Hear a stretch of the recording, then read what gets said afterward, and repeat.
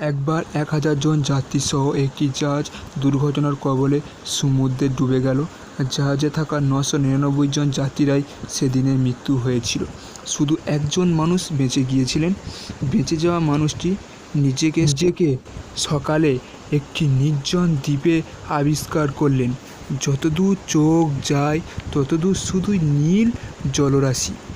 লোকটা লক্ষ্য করে দেখল দৃষ্টির সীমানার মধ্যে তাকে উদ্ধার করতে আসবে এমন কোনো নৌযান দেখা যাচ্ছে না। সাথে নেই কোনো খাবার কিংবা বিশুদ্ধ পানির ব্যবস্থা। সে কোনো রকমে দ্বীপের গহীন থেকে খুঁজে কিছু ফল এনে নিজেকে বাঁচিয়ে রাখার চেষ্টা করেছিল। সে আশায় বুক বাঁধত যে কেউ এসে তাকে উদ্ধার করে তার পরিবারের কাছে পৌঁছে দেবে। এভাবে আশায় তার কোনো রকম দিন গড়িয়ে রাত হতে আর রাত গড়িয়ে সকাল থেকে দ্বীপের কোনো রকম রাত পার করার জন্য সে নারিকেলের পাতা দিয়ে ছাউনি তুলে একটি ছোট কুঁড়েঘর বানিয়েছে। প্রতিদিন সে সমুদ্রের দিকে তাকিয়ে থাকে আর ভাবতে থাকে, এই কেউ বুঝি তাকে নিতে এলো, কিন্তু কই কেউ যে তাকে এলো না নিতে। অবশেষে লোকটি আকাশের পানে তাকিয়ে বলে, হে সৃষ্টিকর্তা,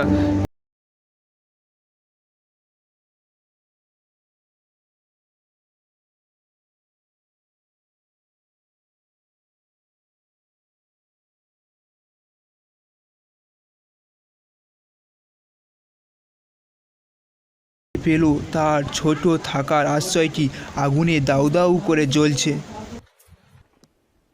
মূলত সেই আগুন রাতে তার ছোট কুঁড়েঘরের সামনে জ্বালিয়ে রেখেছিল।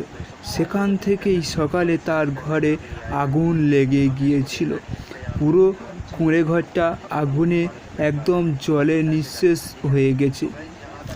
সে আর সহ্য করতে না পেরে প্রচণ্ড রাগে, ক্ষোভে ও আশ্চর্যিত হয়ে চিৎকার করে বলতে লাগলো, হে সৃষ্টিকর্তা, আর কি কেড়ে নিতে চাও আমার কাছ থেকে?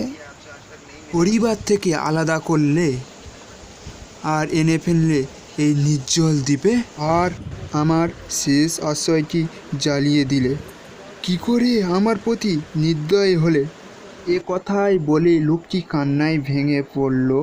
কিছুক্ষণ পরেই একদল লোক এলো সেই দ্বীপে। তারা এসে লোকটিকে জিজ্ঞাসা করলেন, আপনার কি কোনো সাহায্যর প্রয়োজন? লোকটি তখন কান্না থামিয়ে বললেন, হ্যাঁ, কিন্তু আপনারা আমাকে কি করে দেখতে পেলেন?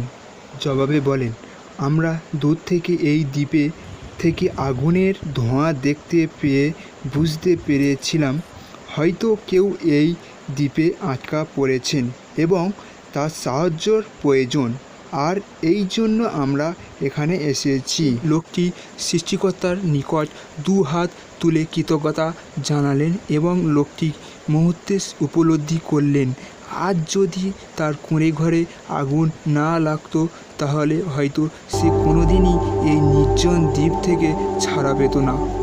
সুতরাং সৃষ্টিকর্তার দোষারোপ না করে তার উপর বিশ্বাস রাখতে হবে আমাদের সকলের, কারণ তিনি যা করেন আমাদের ভালোর জন্যই করেন। কেমন আছো বন্ধুরা?